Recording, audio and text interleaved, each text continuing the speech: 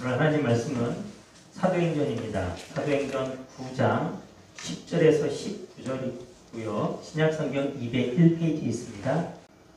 오늘 본문에 나오는 다메섹의 아나니아는 성경에서 오늘 본문 딱 여기에만 등장하는 사람입니다.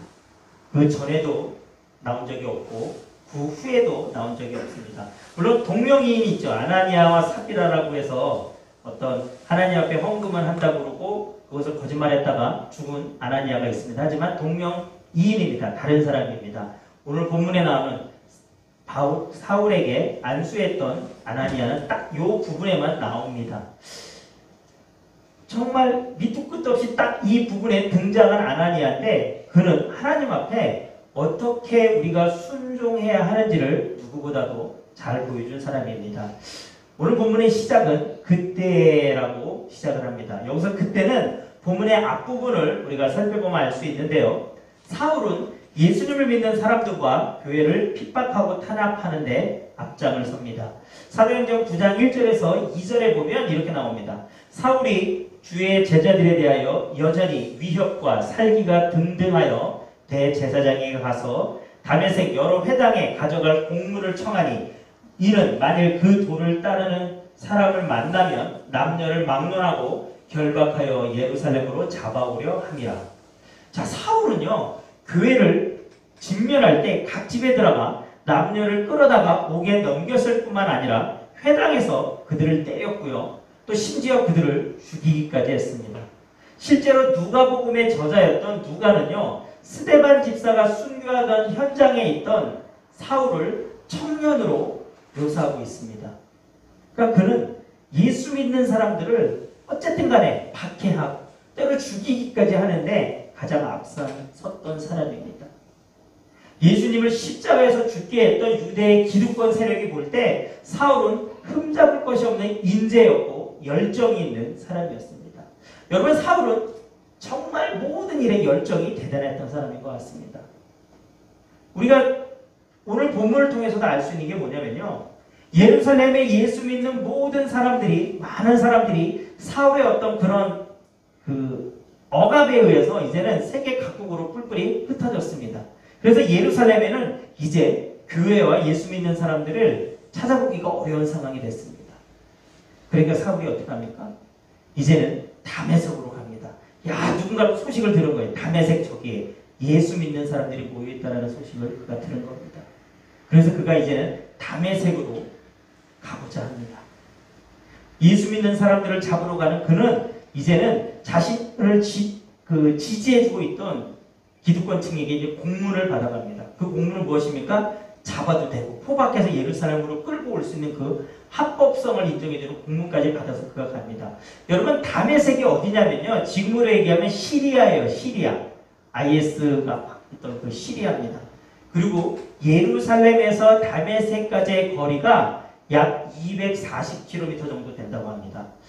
우리나라 지명에서 여기서 인천에서 240km 정도 되는 곳이 어디냐면 속초예요. 속초.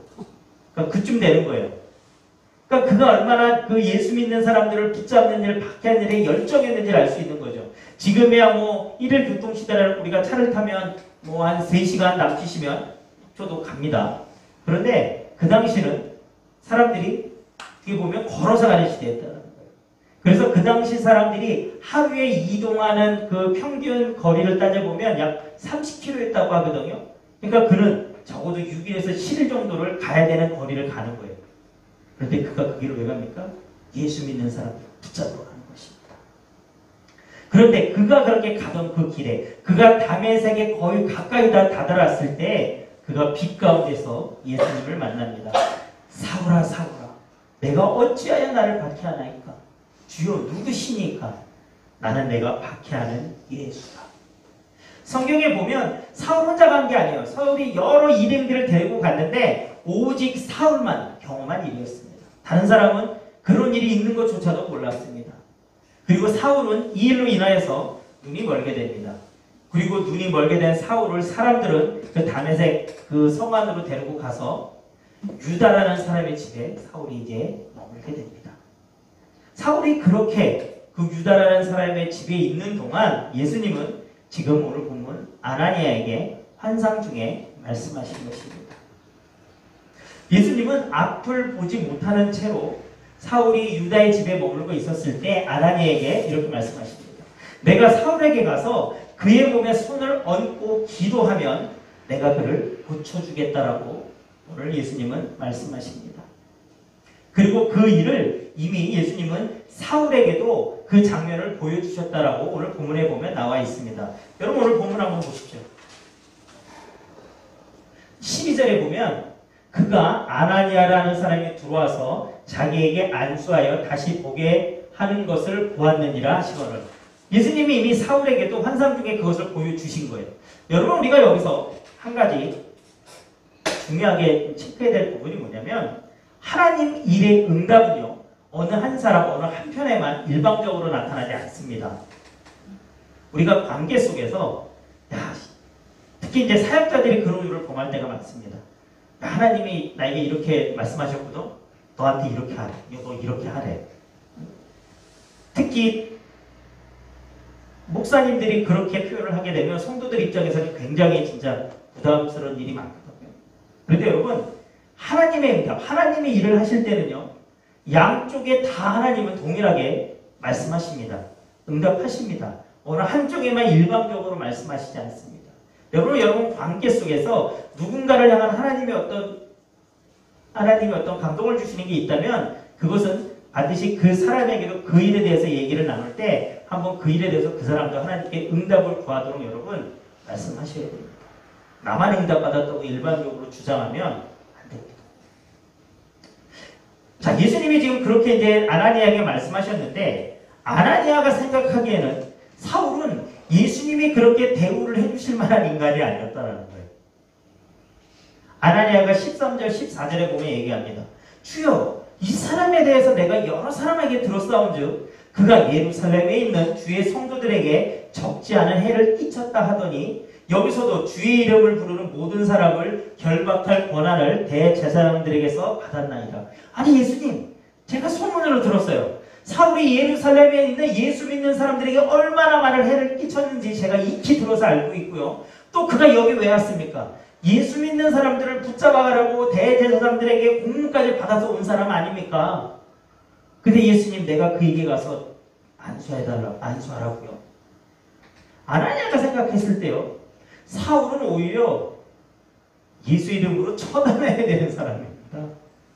그렇죠? 그리고 어쩌면 그는 두려웠을 수도 있습니다.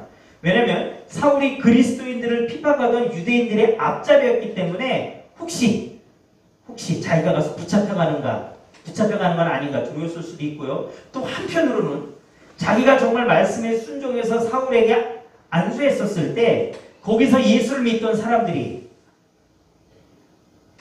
아나니아를 오해할 수도 있는 거잖아요. 저게 우리를 배신하고 사울에게 가서 붙었네. 이럴 수도 있는 상황입니다. 그러니까 이렇게 보나 저렇게 보나 아나니아 입장에서는 상당히 지금 부담스러운 요구를 지금 예수님이 하신 거예요. 그런데 예수님의 생각은 그리고 예수님의 계획은 아나니아의 생각과 상식과는 달랐습니다. 15절 보면 예수님이 이렇게 말씀하십니다. 이 사람은 내 이름을 이방인과 임금들과 이스라엘 자손들에게 전하기 위해서 택한 나의 그릇이다. 그가 내 이름을 위하여 얼마나 고난을 받아야 할 것을 내가 이미 그에게 보여줬다라고 말씀하십니다. 예수님은 사울이 예수님의 복음을 전하는 도구가 될 것이기 때문에 아나니아에게 가야 된다라고 지금 말씀하고 계신 것입니다. 오늘 아나니아는요. 예수님의 뜻을 어떻게 보면 이해할 수도 없었고 두렵기도 했지만 그는 말씀에 순종하여서 사울이 머물고 있던 그 유다의 집으로 갑니다. 그리고 그를 위해 그에게 손을 얹고 안수합니다. 그러자 사울의 눈에서 비늘 같은 것이 벗겨졌다고 합니다. 그리고 사울이 다시 보게 됩니다.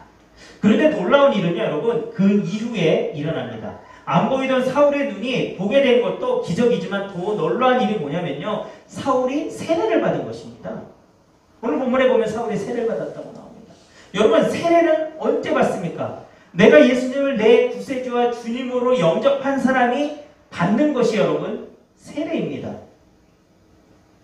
사울이 세례를 받았다는 것은요, 그가 이전과는 180도 달라졌다는 것을 의미합니다. 그리고 그는 음식을 먹고 강건해졌으면서 그 다음에 다메섹에 있는 제자들과 함께 회당에 가서 예수님이 하나님의 아들이심을 전했다고 합니다.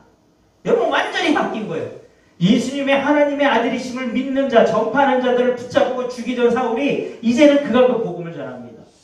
여러분, 그가 얼마나 열정적으로 그 다메섹에서 복음을 전했는지요. 다메섹에 있는 유대 기득권자들이 사울을 죽이려고 해갖고 여러분, 그가 제자들이 여러분 그를 바구니에 매달아갖고 성곽으로 탈주시킵니다. 여러분, 이 다메섹에 놀라운 복음의 역사가 일어나죠. 그리고 우리가 아는 대로 여러분 그 후에 사울이 어떻게 바뀝니까? 여러분, 사울이 바울입니다. 사울은요, 히브리어식의 이름이고요. 바울은 헬라 표현입니다. 그가 여러분 3차에 걸쳐서 이방 지역 세계 곳곳에 그가 복음을 전하기 시작합니다. 여러분, 사울이 여러분 복음을 전했기 때문에 지금 어떻게 보면 우리도 예수님 믿는 것일지도 모릅니다. 그는 성경 66권 중에 무려 13권을 그가 씁니다. 여러분, 사울이 이 엄청난 역사를 시작한 여러분 그 시작이 바로 아나니아가 예수님의 계획에 순종하고를 결단한, 그리고 그가 행동으로 옮긴 그 순간 여러분 그 일은 시작된 것입니다. 사울은 그때 변화된 것입니다. 아나니아의 순종은 우리에게 알려줍니다. 진정한 순종은요, 내 경험과 지식에 맞을 때 하는 것이 아니라 하나님 예수님의 말씀이 내 생각과 내 편견과 달라도 그 뜻대로 결단하고 순종하는 것이 진정한 순종임을 오는 아나니아는 우리에게 보여줍니다. 여러분, 아나니아가 예수님을 절대 못합니다. 아니 이건 아닌 것 같아요. 예수님, 나 절대 안 해요. 그러면 어떻게 됐었을까요? 아마 성경의 여러 가지 관련을 보면 예수님은 아마 한두 번 정도 권하셨을 수도 있습니다. 하지만 아나니아가 끝까지 여러분 만약에 그 말씀에 순종 안 했다면 사울은 영영 장님으로 살았을까요? 아닙니다. 하나님은 다른 사람을 통하여 혹은 다른 일들을 통하여서 사울의 눈을 뜨게 하셨고 사울을 통해 계획하셨던 일을 하셨을 것입니다. 여러분, 하나님은 하나님이 하시고자 하는 일을 안 하시는 법이 없습니다. 반드시 하시는 분입니다. 그럼 중요한 것이 무엇입니까? 아나니아가 하나님 하시는 일에 쓰임을 받았다는 것입니다. 그리고 이것은 지금 우리에게도 너무나도 중요한 것입니다. 여러분들은 지금 하나님의 일에 쓰임을 받고 계십니까? 혹시 내 경험과 내 지식과 달라서 혹은 하기 싫어서 여전히 하나님이 나에게 어떤 홀령하고 계신 가운데 나는 노를 외치며 계시지는 않습니까? 아니면 하나님의 일을 방해하고 있지는 않습니까? 여러분, 혹시 그런 것들이 여러분 안에 있다고 여러분 깨닫게 되신다면 즉시 순종하시기 바랍니다. 하나님 일에 동참하고 쓰임받는 것이 저와 여러분 인생에서 가장 행복하고 값진 일임을 믿으시기 바랍니다. 여러분, 하나님이 우리 인간을 창조하신 이유가 바로 하나님 일에 동참시키기 위해서입니다. 여러분, 제가 한 문장을 읽어드릴게요. 이 문장이 말이 되나 안 되나 한번 여러분 판단해 보시기 바랍니다. 하나님을 믿지만 하나님의 말씀에 순종하지는 않는다. 나는 하나님을 믿지만 나는 하나님의 말씀에 순종하지는 않아. 여러분, 이게 말이 됩니까? 여러분, 어법으로는 전혀 문제가 되지 않습니다. 그런데 그 의미를 보면 여러분 말이 안 됩니다. 그런데 여러분, 그 말이 안 되는 인생을 우리는 지금 살고 있지 않습니까? 어쩌면 순종은요, 우리 신앙생활에서 가장 하기 힘든 일이라고 해도 과언이 아닐 것입니다. 그러면 어떻게 우리가 순종을 잘할 수 있을까요? 저는 오늘 여러 가지 방법이 있을 수 있겠지만 저는 오늘 딱 한 가지, 그 방법을 오늘 본문의 아나니아에서 찾아보려고 합니다. 오늘 본문 10절 한번 우리 같이 한번 보실까요? 10절 우리 같이 한번 읽겠습니다.